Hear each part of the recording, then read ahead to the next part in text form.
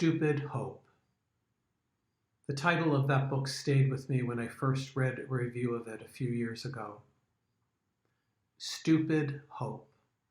It actually comes from an ancient proverb about keeping hope firm and steady even when all the appearances around say there's no reason to have hope.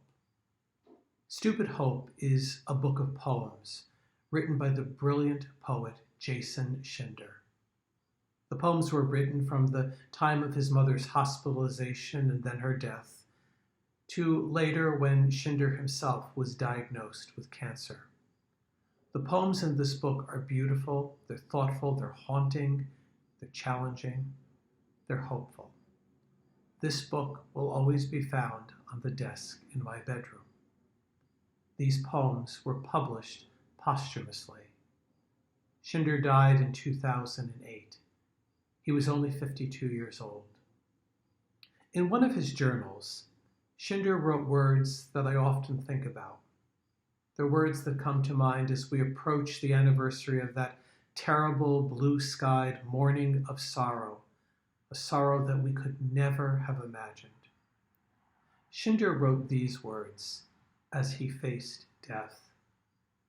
He writes, "Bless my presence in this time and space, which will soon be only memory, in those few who knew me, and then those few who knew of those who knew me, and then in just one line, one day in the year 2089, about the past, and someone by my name who tried but failed, was single all his life, and who wrote some things, I think poems. The hours left are for vanishing, and also for joy, and for blessing, and for gratitude." 20 years is a long time. But for those of us who witnessed the events of that terrible day, who remember feeling helpless and perplexed and confused and sad, terribly sad, filled with disbelief, that day seems like it was only yesterday. What has stayed with me 20 years on? What has stayed with many of us all these years later, beyond the horror of what we saw? What remains, at least for me, is the memory of those who perished on that day. Remembering that they were somebody's child. They were somebody's spouse, somebody's significant other.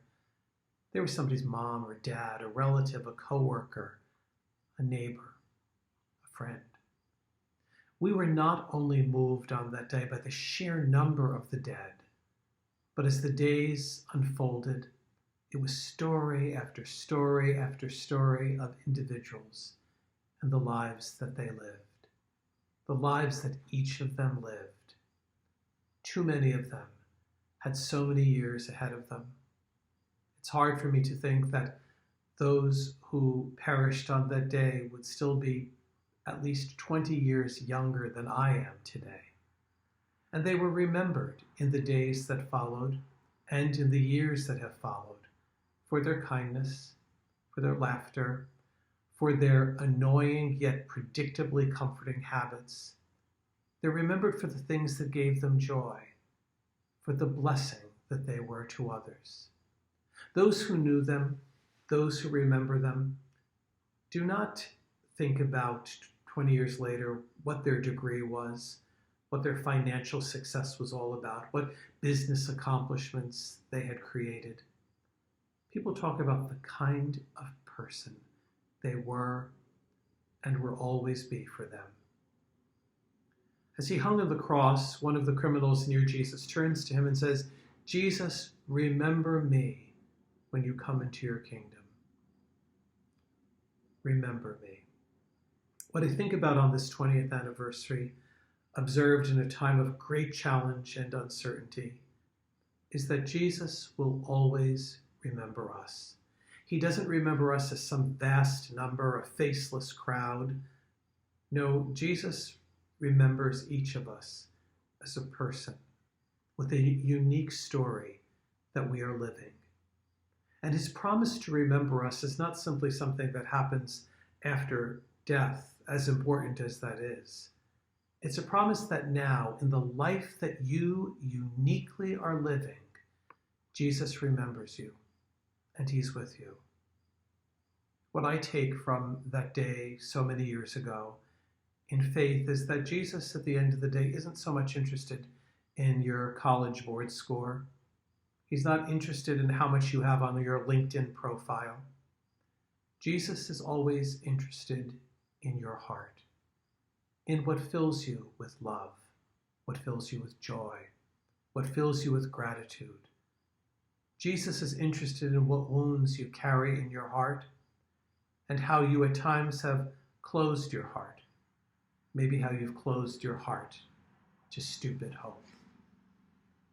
It's always dangerous, I think, for the living to suggest what the dead might say to us. But I think 20 years later, after I have read the stories of hundreds upon hundreds who died on that day, I think that many of them would tell us in certainty to cherish our lives, to treat each ordinary day as an important day, to not waste time on things that do not matter, to speak more gently, to be more patient with others, to be more patient with ourselves. I think they would tell us they want us to realize that the hours left are for vanishing, but also for joy, for blessing, and for gratitude. Could you right now, wherever you find yourself, ask the Lord to help you to be more aware today of joy, more conscious of the blessings, and to stop for just one moment and consider the people in your life. For whom are you grateful? In the last terrible moments of his life, Todd Beamer, a passenger on that ill-fated flight that crashed in Pennsylvania, he made a phone call, an emergency phone call to an operator. And right before he and others would storm the cockpit, he told her, as he did what they were about to do, he then asked her, this woman he did not know, this woman whose faith he didn't know, he said, would you pray the Lord's Prayer with me now? And she did. For me, that story is one of the great learnings that I still carry with me 20 years later. All of us must be willing, in the midst of uncertainty and challenges, in times of sorrow and in the ordinary moments of our life, to turn to someone and to ask them, would you pray with me? I think if we prayed more often with our loved ones, if we took that risk to say to somebody, let's say a prayer right now, we might be less irritated or annoyed with the people in our life. We might forgive them more easily. We might understand them a little better. I worry sometimes that all we said after that heartbreaking day, all the things we promised that we were going to do, the kind of people we said we would be, I fear sometimes that that's just a memory, or worse, many people forgot they even said it. But today I think is a moment for us to reclaim the promise, asking the Lord to help us to live what we remember. That is how we, 20 years later, in faith, can honor those who died on that day. The hours are left for vanishing, and also for joy, and for blessing, and for gratitude.